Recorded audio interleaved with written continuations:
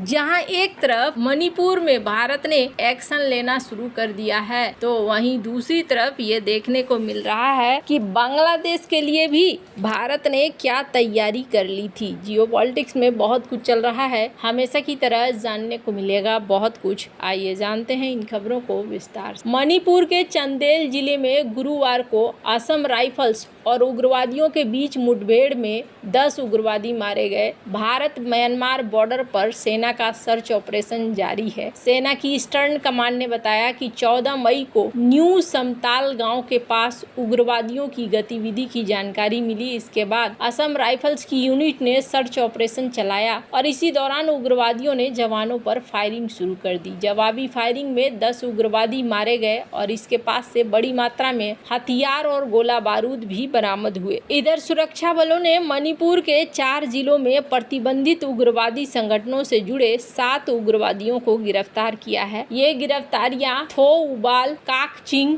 बिष्णुपुर और चूरा चांदपुर में जिलों से हुई है। कोहिमा में रक्षा जनसंपर्क अधिकारी ने न्यूज एजेंसी पीटीआई को बताया कि इलाके में ऑपरेशन अभी खत्म नहीं हुआ है। जैसे ही ऑपरेशन पूरा हो जाएगा, पूरी जानकारी साझा की जाएगी। मुठभेड़ चंदेल जिले के पहाड़ी इलाकों में भारत म्यांमार अंतर्राष्ट्रीय बॉर्डर के करीब हुई है। ये इलाका राजधानी इम्फाल से 130 किलोमीटर दूर है। यहाँ बहुत कम लोग रहते हैं। मणिपुर में सेना ने जॉइंट ऑपरेशन में 8 उग्रवादियों को गिरफ्तार किया है। सेना ने सोमवार को बताया कि असम राइफल्स, मणिपुर पुलिस ने 2 से 8 फरवरी के बीच काकचिंग, थौबल, टेग्नोपाल, बिष्णुपुर, इम्फाल ईस्ट और चंदेल जिलों में जॉइंट ऑपरेशन चलाया था और इस दौरान उग्रवादियों ने 25 हथियार और बड़ी मात्रा में गोला बारूद बरामद किए। मणिपुर के जिरीबाम जिले में 10 नवंबर को सीआरपीएफ जवानों ने एनकाउंटर में 10 कुकी उग्रवादियों को मार गिराया। घटना बोरोबेकराक के जकरूड़ा रोड करोंग इलाके की है। यहाँ के पुलिस स्टेशन और सीआरपीएफ चौकी पर इन उग्रवादियों ने हमला किया था। जवाबी कार्रवाई के दौरान सीआरपीएफ का एक जवान घायल हुआ। उसका असम के सिलचर में इलाज जारी है। ये इलाका असम सीमा से लगा हुआ है। मणिपुर में 13 फरवरी से राष्ट्रपति शासन है, लेकिन मौजूदा विधानसभा भंग नहीं हुई है, सिर्फ निलंबित है। इसलिए कई नागरिक संगठन इसके विरोध में उतर आए हैं। सियासी ताकतें पूर्व सीएम एन बीरेन सिंह के हाथ में है, क्योंकि वहां भाजपा बिखरी हुई है। 30 अप्रैल को 21 विधायकों ने प्रधानमंत्री नरेंद्र मोदी, केंद्रीय गृह मंत्री अमित शाह को पत्र भेजकर राज्य में तत्काल लोकप्रिय सरकार बनाने की मांग की। पत्र पर भाजपा के 14 विधायकों ने साइन कर रखा हुआ है।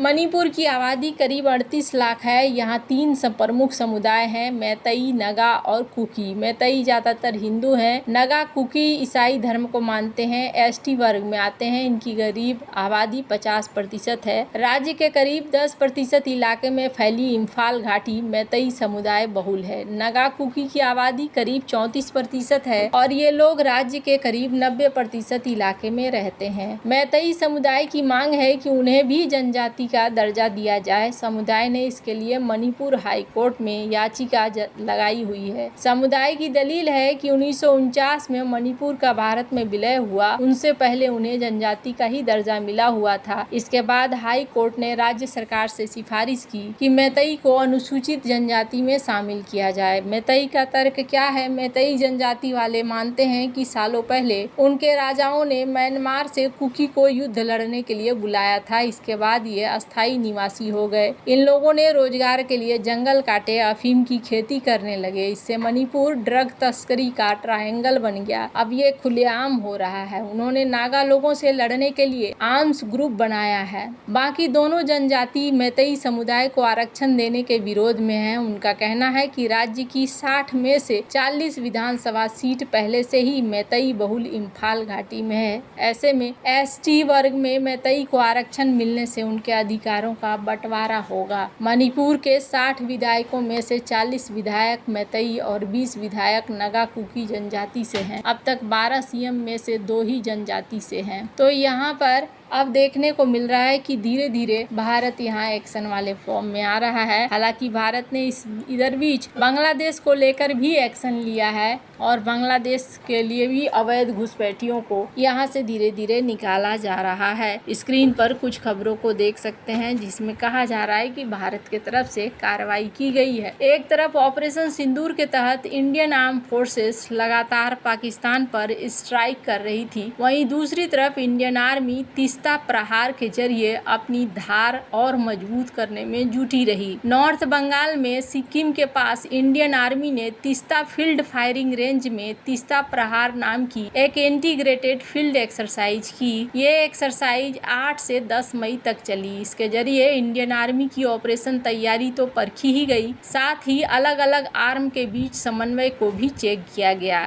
ये एक्सरसाइज युद्ध की स्थिति के हिसाब से सारा सिनेरियो तैयार करके की गई थी। कठिन टेरेन में कैसे पूरे ऑपरेशन को अंजाम दिया जा सकता है वह पूरा एक्सरसाइज के जरिए परखा गया। इस एक्सरसाइज में लगभग सभी फाइटिंग आर्म्स और सपोर्ट आर्म ने एक साथ हिस्सा लिया। पूरा कोऑर्डिनेशन देखा गया और जंग की स्थिति में किस तरह का एक्शन है ये सब परखा गया। Infantry, artillery, tank, mechanised infantry, para special force, army aviation, engineers और सिग्नल कोर सभी इस एक्सरसाइज में शामिल थे। इसमें इंडियन आर्मी के पास मौजूद नई generation weapon system, military platforms, advance battle field technology सभी का इस्तेमाल किया गया। इस एक्सरसाइज का मुख्य मकसद संयुक्त सभी आर्म के बीच तालमेल, सिनर्जी, कोऑर्डिनेशन को देखना था। साथ ही प्रतिकूल मौसम और कठिन भौगोलिक परिस्थितियों में कैसे तुरंत सेना को मोबिलाइज किया जा सकता है, कैसे ऑपरेशन को अंजाम दिया जा सकता है, इसकी प्रैक्टिस की गई। जिस तरीके से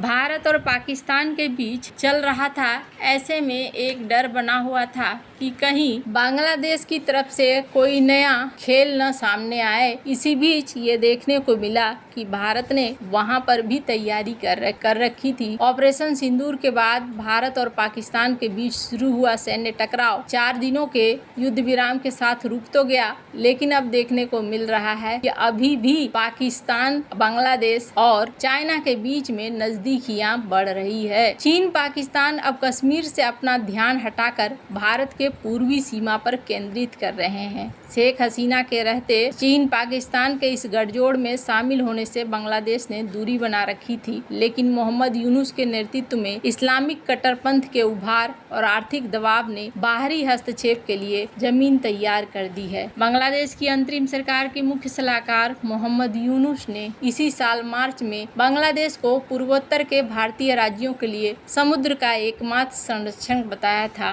उन्होंने सुझाव दिया था कि वह चीनी अर्थव्यवस्था का विस्तार हो सकता है। हाल के घटनाक्रमों में ये देखने को मिला है कि बांग्लादेश में चीनी हितों को बढ़ाने के लिए पाकिस्तान यूनुस का इस्तेमाल कर रहा है। पाकिस्तान सोच रहा है कि पूर्व में उलझाकर वो भारत का ध्यान कश्मीर से हटा सकता है। पाकिस्तान की इस योजना में बांग्लादेश के आर्मी चीफ व जनरल वकारुज्जमान रोड़ा बन रहे हैं। इससे निपटने के लिए पाकिस्तान की सेना कुख्यात ISI एक्टिव हो गई है, ऐसा माना जा रहा है। चाइना भी यहाँ पर एक्टिव है, लेकिन इसका कुछ खासा असर नहीं पड़ने वाला है। भारत ने अपनी क्षमताओं को दिखलाया है। आपको क्या लगता है इन सब मामले में, आपकी क्या राय है? कमेंट कर जरूर बताएं। जल्द मिलते हैं अगले वीडियो में नई खबर के साथ।